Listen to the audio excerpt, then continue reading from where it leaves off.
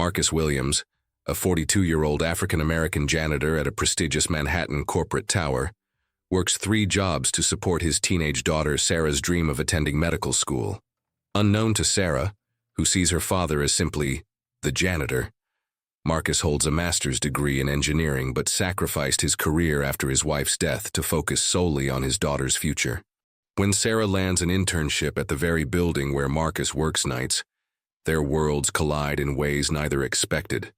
As Sarah discovers the invisible sacrifices that built her opportunities, both father and daughter must confront their assumptions about success, dignity, and what truly defines a parent's love.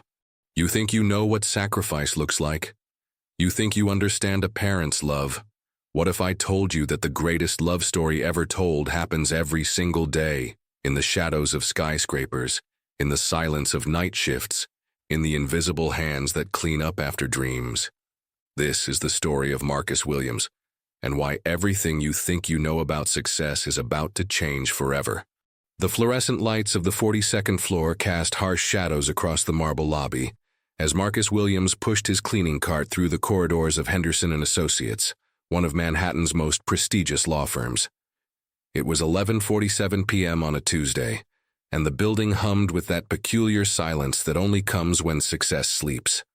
Marcus moved with practiced efficiency, his movements a choreographed dance perfected over 7 years of night shifts. Wipe down the mahogany conference tables where million-dollar deals were struck. Vacuum the Persian rugs where future senators walked. Empty the trash cans filled with the discarded drafts of decisions that would shape American policy. To the day shift workers, Marcus was invisible. Just another face in navy blue coveralls who appeared after they left and disappeared before they returned. But Marcus saw everything. He saw the stress lines etched into young associates' faces in their discarded coffee cups. He witnessed the celebration champagne bottles that told stories of victory and the crumpled tissues that whispered of defeat. 7 years of cleaning up after other people's dreams had given him an intimate knowledge of ambition, success, and the price both demanded. His phone buzzed at 12:15 a.m., a text from Sarah. "Dad, got the internship. They want me to start Monday at Henderson Associates downtown. Can you believe it? I'm finally going to see how real success works." Marcus stared at the screen, his heart performing a complex rhythm of pride and panic. Henderson Associates, the very building where he spent his nights ensuring that success looked pristine each morning. His daughter, his brilliant Sarah, who carried a 3.9 GPA in pre-med at Columbia, was about to walk into his world. Except she would see it from the other side of the glass. He typed back, "Congratulations, baby girl. So proud of you." What he didn't type, that he knew every inch of that building, every executive by the mess they left behind, every secret whispered in conference rooms he cleaned at midnight. What he didn't type, that her internship was in a world where he existed only as part of the building's invisible infrastructure. Marcus continued his rounds, but tonight felt different. He paused at the window of the corner office belonging to Victoria Henderson, the firm's founding partner. Her MBA from Harvard hung on the wall next to awards for legal excellence. Marcus remembered when she'd started here 15 years ago. Ambitious, hungry, working 18-hour days. He'd seen her evolution from the coffee-stained paper she'd thrown away, the progression from small victories to major triumphs. As he cleaned her office, Marcus's eyes fell on the financial documents scattered across her desk. Documents detailing the firm's new internship program, the one Sarah had just joined. The program was designed to give promising students from diverse backgrounds exposure to high-level corporate law. The irony wasn't lost on him. His daughter was entering through the front door of diversity and opportunity, while he entered through the service entrance of necessity.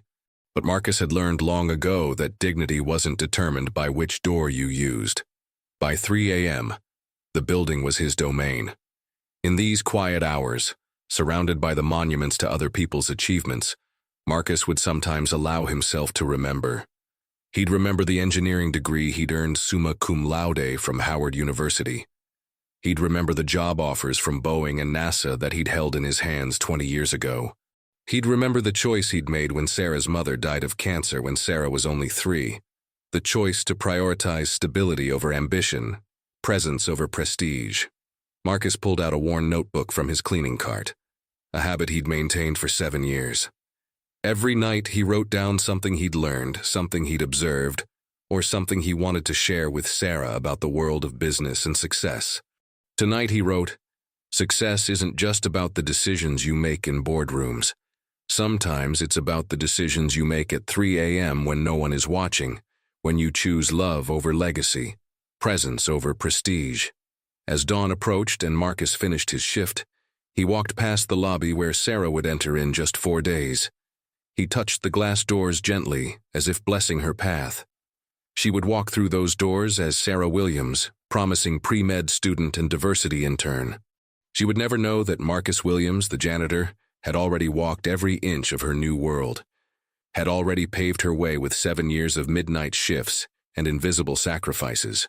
The sun was rising over Manhattan as Marcus headed home to their modest 2-bedroom apartment in Queens.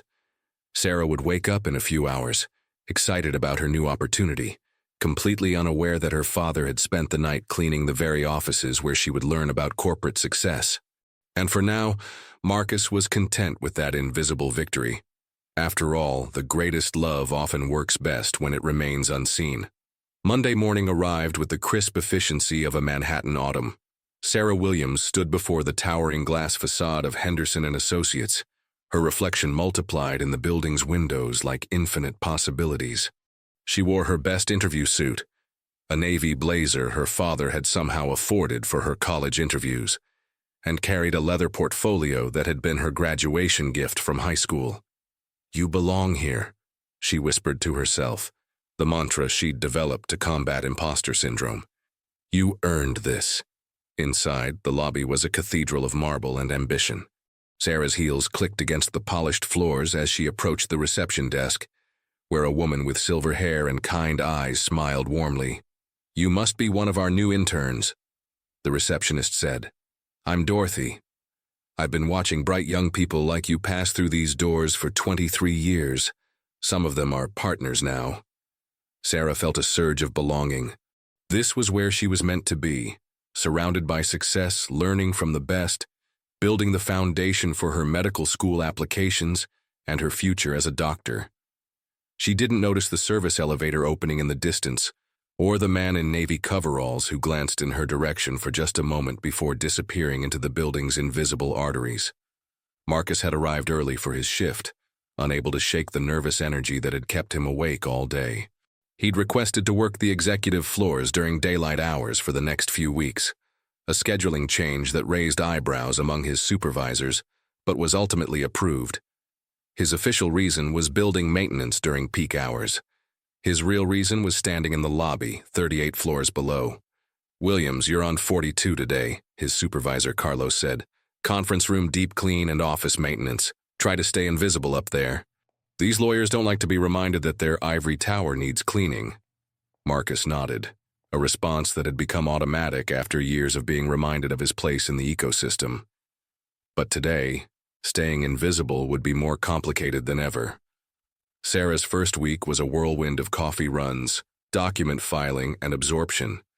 She attended strategy meetings where partners discussed cases worth millions.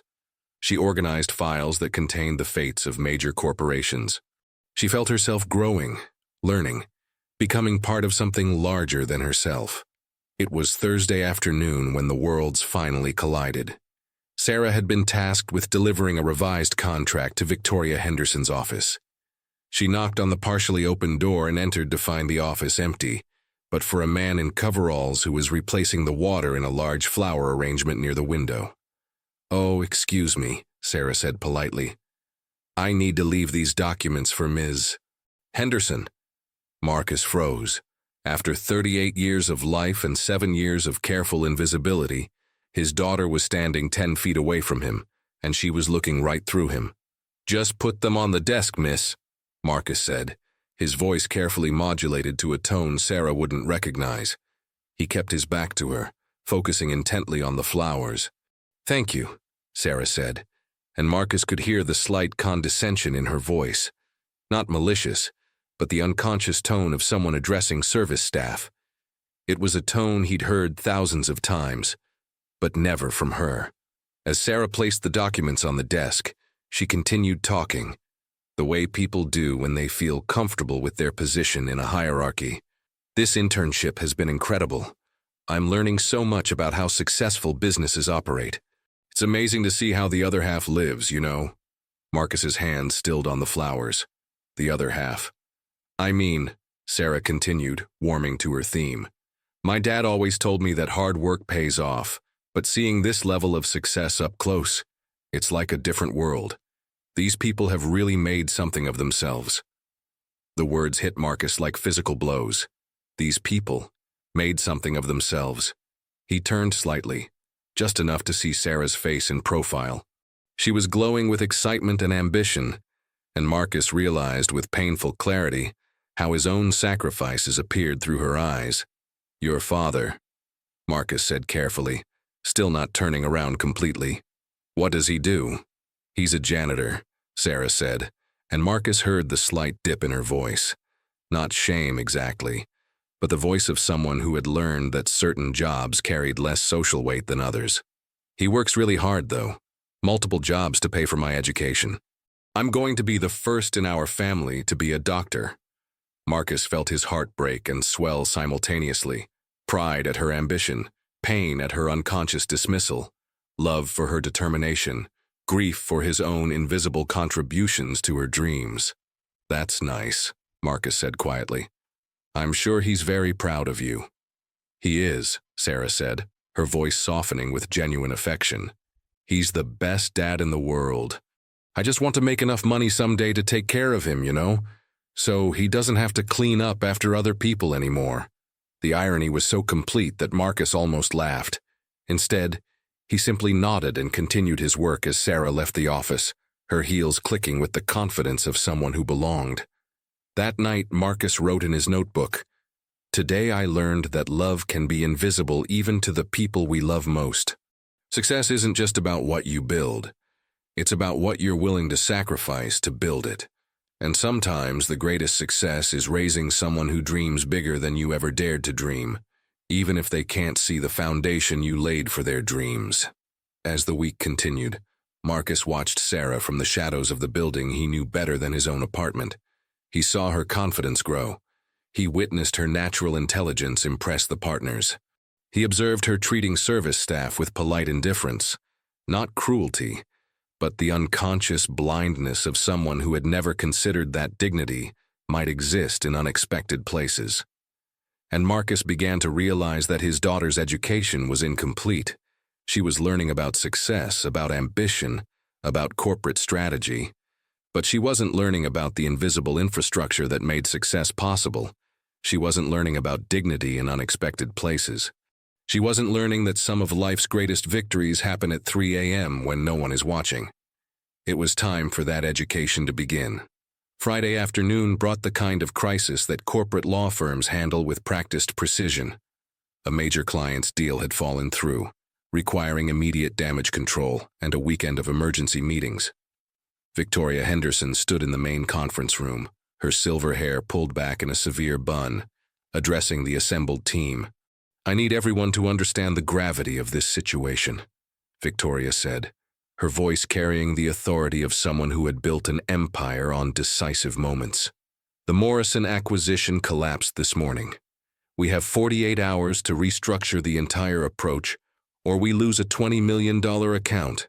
Sarah sat at the far end of the conference table, frantically taking notes. This was exactly the kind of high-stakes environment she'd dreamed of experiencing. Around her, senior associates discussed strategy with the kind of casual expertise she hoped to develop in her own medical career. "I'll need the conference room prepared for a weekend session," Victoria continued. "Full catering, complete document organization, and absolute discretion. This cannot leave this building."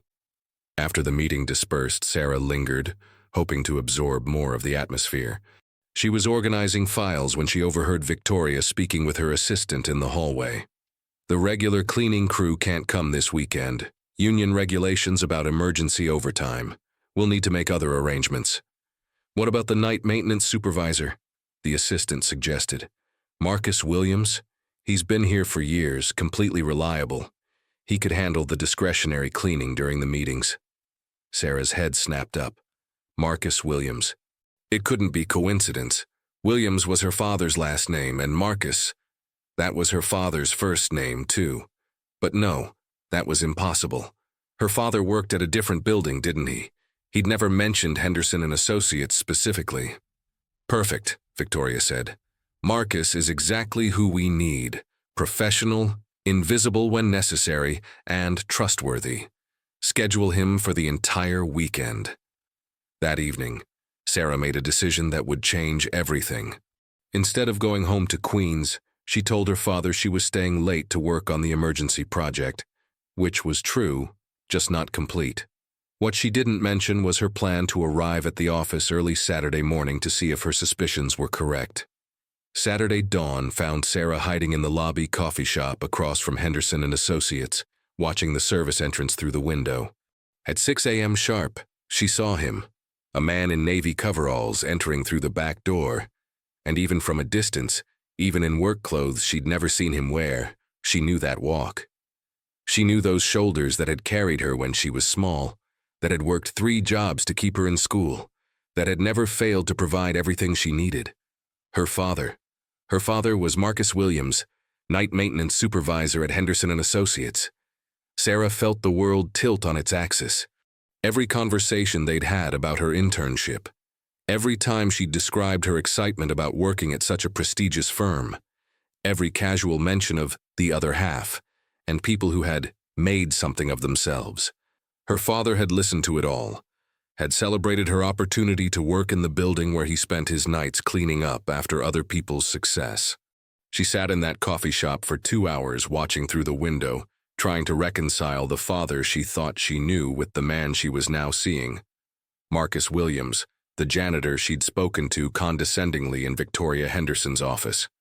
Marcus Williams, who had somehow gained the trust and respect of partners who probably didn't know his last name. Marcus Williams, who had been invisible to his own daughter. By 8 a.m., Sarah had made another decision. She used her intern keycard to enter the building and took the elevator to the 42nd floor. The offices were quiet, prepared for the weekend meetings, but she could hear movement in the main conference room. She walked quietly toward the sound.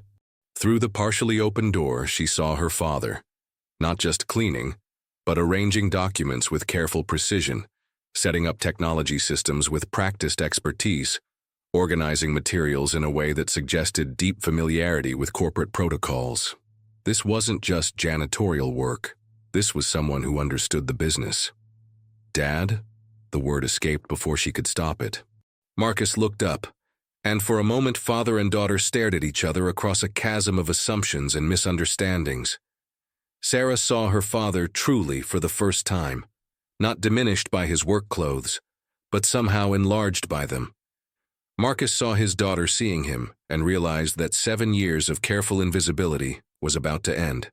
"Sarah." His voice carried infinite tenderness and infinite sadness. "You shouldn't be here this early. You work here." It wasn't a question. "I work here. You've been working here all week while I've been—" Sarah's voice trailed off as the full magnitude of the situation hit her. "When I was talking about the other half, about people who made something of themselves, you were talking about the people I clean up after every night." Silence filled the conference room, the kind of silence that comes when everything you thought you knew gets rewritten in real time. "Why didn't you tell me?"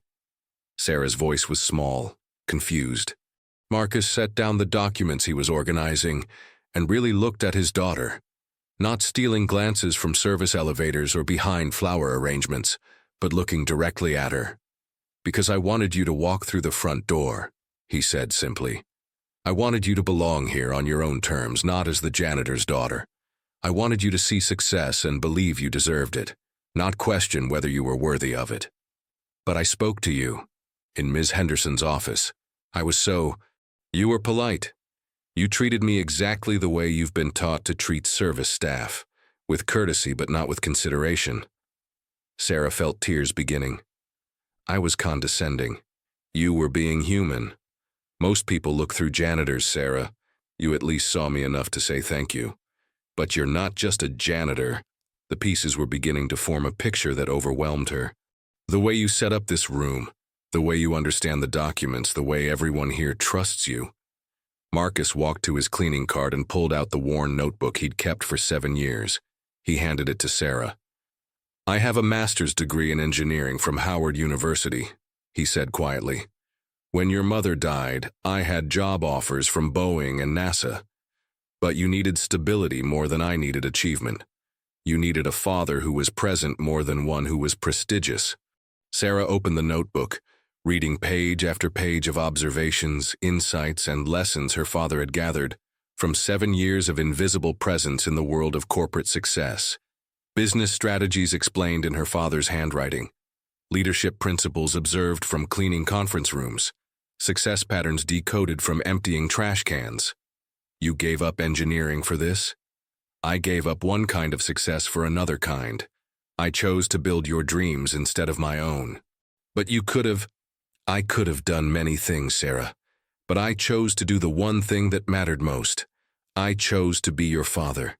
Not the successful engineer father who worked 18-hour days and missed your childhood. Not the prestigious father who could afford everything but time.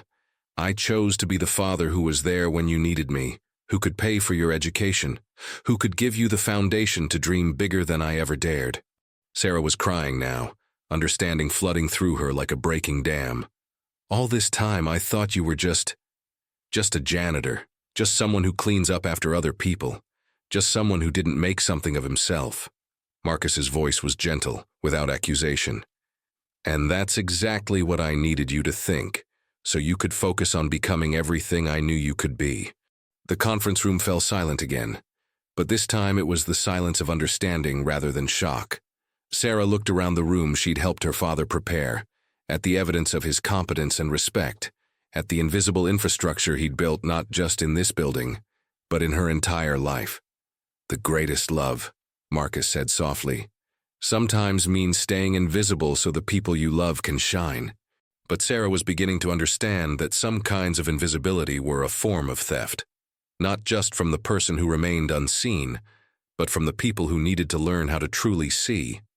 The weekend emergency meetings began at 9 a.m., with Sarah taking her place among the junior staff, while Marcus moved through the building like a ghost, ensuring everything ran smoothly. But something fundamental had shifted. Sarah could no longer unsee what she had discovered, and Marcus could no longer maintain the fiction that his daughter didn't know who he really was. During the first break, Sarah found herself studying every interaction her father had with the firm's staff. She watched Victoria Henderson speak to Marcus with genuine respect, asking his opinion on room setup and logistics. She observed senior partners greeting him by name, thanking him for weekend accommodations they clearly knew he'd arranged personally. She saw Marcus managing complex technology systems, coordinating catering, solving problems with the kind of competence that spoke of deep institutional knowledge. This wasn't just a janitor being polite. This was someone who had become integral to the operation, whose invisible contributions kept the machinery of success running smoothly. "Your father's been invaluable to this firm," Dorothy, the receptionist, mentioned to Sarah during lunch. 23 years I've worked here, and I've never seen anyone maintain our standards the way Marcus does. These lawyers, they need everything perfect, and your father makes sure it is. He understands this business better than some of our junior associates." Sarah felt each word like a revelation. Her father hadn't just been working here. He'd been contributing, learning, growing, building expertise that no one, including herself, had bothered to recognize. That evening, after the meetings concluded, Sarah waited until the building was empty except for her and Marcus. She found him in Victoria Henderson's office, not cleaning but sitting at the conference table with financial reports spread before him, making notes in his worn notebook. "You're not just maintaining this building," Sarah said from the doorway. "You're studying it." Marcus looked up. 7 years of watching, listening, learning. You can absorb a lot about business strategy when people think you're invisible. "Show me." For the next 2 hours, Marcus walked his daughter through 7 years of accumulated wisdom. He explained market patterns he'd observed through document disposal. He detailed leadership strategies he'd witnessed in late-night meetings. He shared insights about corporate culture, client management and professional development that rivaled anything she'd learned in her business classes. "This is graduate-level business analysis," Sarah said, staring at pages of her father's observations. "You could teach this." "I've been teaching it," Marcus said quietly. "Every night in this notebook I've been teaching it to you. I just never had the chance to deliver the lessons." Sarah understood then that her education had been far more comprehensive than she'd realized. Her father hadn't just paid for her schooling. He'd been conducting his own advanced studies to ensure he could guide her through whatever challenges she might face. "There's something else," Marcus said, pulling out a folder she'd never seen before. "I've been tracking the internship program here, the diversity initiative, the student selection process, the career placement rates." He paused. "Your internship wasn't just about your grades, Sarah." Sarah opened the folder to find detailed research on Henderson Associates' internship program, including information about funding sources, selection criteria, and post-graduation opportunities. "I've been working with Dorothy and some of the partners," Marcus continued, "quietly, informally, helping them identify candidates who might not otherwise have access to these opportunities. Students whose parents work multiple jobs, who understand the value of hard work, who can bring different perspectives to corporate environments. You recommended me. I recommended 12 students over the past 3 years. You were the only one who didn't know her father was part of the process." Sarah felt the world restructuring itself again. Her father hadn't just been invisible. He'd been actively building pathways for students like herself, using his position and relationships to create opportunities while remaining completely unseen. "Why are you telling me this now?" Marcus was quiet for a long moment, looking out at the Manhattan skyline where lights were beginning to twinkle in office windows across the city. "Because I realized this week that I've been protecting you from something you needed to learn," he said finally. "I wanted you to see success and believe you belonged there, but I didn't want you to learn that belonging somewhere means recognizing the value of everyone who makes that place work." Sarah understood. She'd spent the week learning about corporate strategy and legal expertise, but she'd missed the lesson about institutional knowledge, about the contributions of people who work at all levels, about the difference between position and value. "I've been working 3 jobs for 18 years, Marcus continued. This one, the weekend security job at Columbia, and the early morning cleaning contract at the medical center. Not because I couldn't do anything else, but because I chose to do what was necessary to give you opportunities I never had. But I never wanted you to think that work itself was somehow less valuable because it wasn't prestigious." Sarah was crying again, but this time it was different. This time it was the kind of crying that comes with seeing clearly for the first time. "You've been working at Columbia too? Security office. I've been watching over you there for 4 years, making sure you were safe, making sure you had everything you needed. The medical center job helped me understand healthcare systems, so I could better guide your pre-med preparation." The scope of her father's invisible presence in her life was overwhelming. He hadn't just been supporting her education. He'd been creating a network of knowledge and protection that surrounded her completely. Monday morning brought a decision that surprised everyone, including Sarah herself. She requested a meeting with Victoria Henderson, not as an intern seeking approval, but as someone who had something important to contribute. "Ms. Henderson," Sarah began, sitting across from the woman whose office her father had cleaned for 7 years. "I want to propose an enhancement to your internship program." Victoria raised an eyebrow. "I'm listening. I think your interns are missing crucial education about institutional knowledge and the value of every contributor to organizational success. I'd like to suggest that each intern spend time with non-traditional employees, maintenance staff, security, administrative support, learning about their expertise and perspectives." "That's an interesting proposal. What brought this on?" Sarah took a deep breath. "I discovered that some of the most valuable business insights in this firm come from people we don't traditionally recognize as business experts. I think our education is incomplete if we only learn from people in executive positions." Victoria leaned back in her chair, studying Sarah with new interest. "You know, Sarah, that's remarkably similar to a suggestion I received from our maintenance supervisor." Marcus Williams has been advocating for exactly that kind of comprehensive education for our interns. Sarah felt her heart swell with pride. Marcus Williams is my father. The silence that followed was profound. Victoria's expression shifted as pieces fell into place. Your father is Marcus? Yes, ma'am. And I spent this entire week learning about success while being completely blind to the success that was happening right in front of me. My father has been building opportunities not just for me, but for other students, while maintaining this building and accumulating business knowledge that rivals any formal education. He's been invisible to me, and I realize that's a kind of blindness I can't afford to keep. Victoria nodded slowly. Marcus never mentioned you were his daughter. He didn't want my opportunities to be influenced by his position. He wanted me to succeed on my own merits. But I think there's something valuable in acknowledging that success is built on the foundation of many people's contributions, not just the visible ones. That afternoon, Sarah found her father in the supply room organizing materials for the coming week. I talked to Victoria Henderson today, she said. Marcus looked up, concern in his eyes. Sarah, you don't need to. I told her you were my father. I told her about your business insights, your contribution to the internship program, your years of institutional knowledge. I told her that I think this firm, and I, have been overlooking a valuable resource. Marcus was quiet for a moment. What did she say? She wants to meet with you, not as the maintenance supervisor, but as Marcus Williams, business consultant. She's interested in your ideas about organizational development and employee education. Sarah, you don't understand how these things work. There are hierarchies, expectations. Dad, Sarah's voice was firm. You taught me that hard work pays off.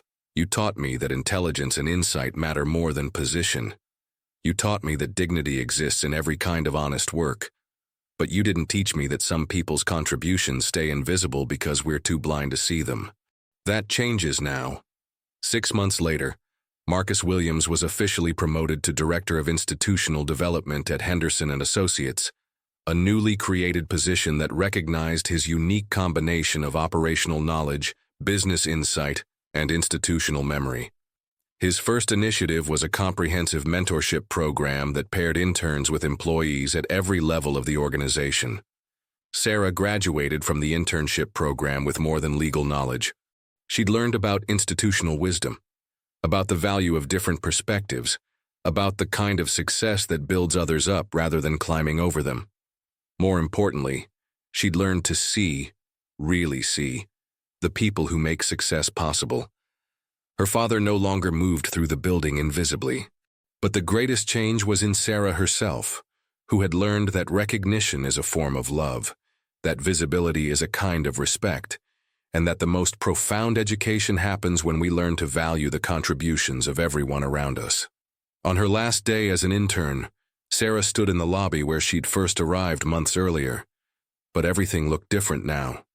The marble floors her father had kept spotless. The windows he'd maintained to perfect clarity. The environment he'd helped create for success to flourish. You ready for medical school? Marcus asked, joining her in the lobby. I'm ready for everything you taught me, Sarah replied. All of it, the visible lessons and the invisible ones. As they walked out together through the front doors, the doors Sarah had entered as an intern and her father had supported her through as an invisible foundation, Sarah understood that the greatest love in the world isn't always the love that's seen. Sometimes it's the love that builds stages for other people to shine on. Sometimes it's the love that remains invisible so others can be visible. But the most profound love, she'd learned, is the love that teaches us to see, to recognize value in unexpected places, to honor contributions that don't come with titles, and to understand that success is always built on the foundation of many hands, many hearts, and many kinds of wisdom. The greatest love in the world, Sarah realized, is the love that transforms not just the beloved, but the one who loves, teaching both to see the world with clearer, more grateful, more humble eyes. And sometimes, that love is sitting right in front of you, cleaning up after your dreams, building your future one invisible sacrifice at a time. waiting patiently for the moment when you're ready to truly see. If this story touched your heart, if it made you think about the invisible contributions in your own life, if it reminded you that love and success come in many forms, please subscribe to our channel and share this story with someone who needs to hear it. Because sometimes the greatest stories are the ones happening all around us, in the quiet sacrifices, in the unseen support, in the love that builds stages for other people to shine on. Hit that notification bell, because every week we bring you stories that remind you to see the extraordinary in the ordinary, and the profound love that shapes our lives in ways we never realized.